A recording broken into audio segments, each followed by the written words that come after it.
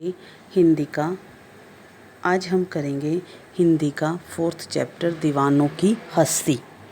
हम दीवानों की क्या हस्ती, आज यहाँ कल वहाँ चले, मस्ती का आलम साथ चला, हम धूल उड़ाते जहाँ चले। इसमें कवि सव्य को मस्तमौला मानते हुए कहते हैं, इस दुनिया में उनका कोई अस्तित्व नहीं है।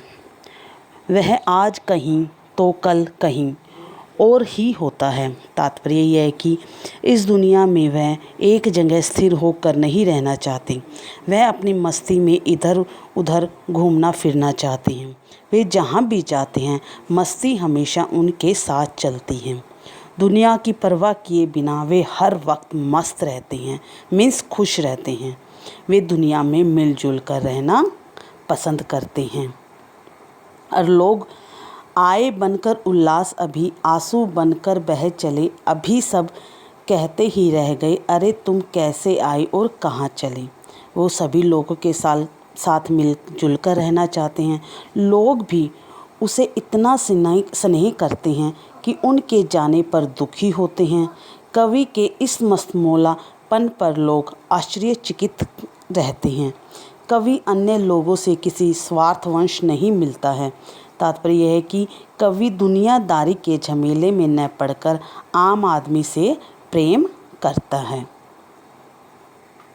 नेक्स्ट है, किस ओर चले यह मत पूछो, चलना है बस इसलिए चले, जग से उसका कुछ लिए चले, जग को अपना कुछ दिए चले। दो बात कही दो बात सुनी, कुछ हंसे और फिर कुछ रोए, छक्कर सुख दुख की घूंटों को हम एक भाव से पिए चलें।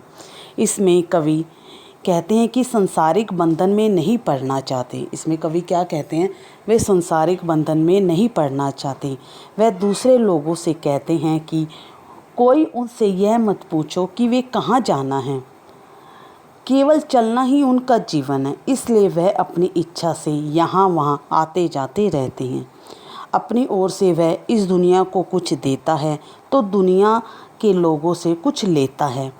कवि किसी से अपने मन की दो बातें कर लेते हैं और दूसरों के मन की बातों को सुन लेते हैं। सुख दुख भरी बातें कहकर कभी हंस लेते हैं तो कभी रो लेते हैं। दुनिया के सुख दुख को वह सम्मान भाव से देखते हैं। नेक्स्ट है, हम भिखमंगों की दुनिया में स्वच्छ लौटाकर प्यार चले, हम एक निशानी सी उर पर ले असफलता का भार चले। अब अपना और पराया क्या आबाद रहे रुकने वाले, हम सव्य बंधे थे और सव्य हम अपने बंधन तोड़ चले।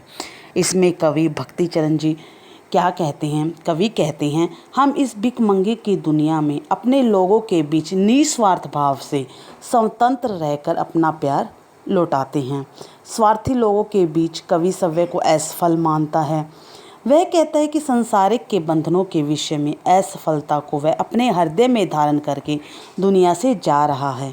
कवि किसी को न तो अपना मानता है न ही पराया मानता है। वह जानता है कि दुनिया में कोई हमेशा के लिए रहने नहीं आया है। एक न एक दिन सभी को इस संसार से जाना है, इसलिए संसार से मोह कैसा। कवि कहते हैं कि इस संसार में वह मोह के कारण आया है, लेकिन अब वह संसारिक के सभी बंधनों को स्वेच्छता से तोड़कर जा रहे हैं। ठीक है ना। इसमें भक्तिपन ने अपने मस्तमौलापन का वर्णन किया है। ठीक है बच्चों, इस चैप्टर को तुम्हें अच्छी तरह से व्याख्या को समझना है। ठीक है ना, हर शब्द का मीनिंग क्लियर करना है।